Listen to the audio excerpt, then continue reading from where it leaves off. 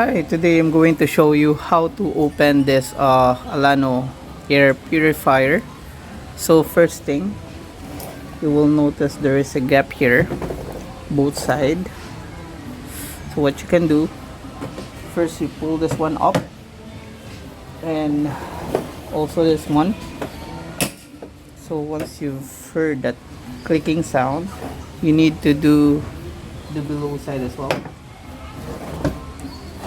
And this, yep. So once it's loosened, you can actually easily pull this one up. There you go. So from here you can take this filter and you can just clean this one up. So once it's done, you can actually just put it back here.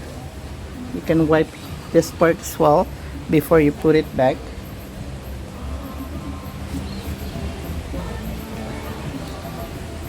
Make sure it's tightened.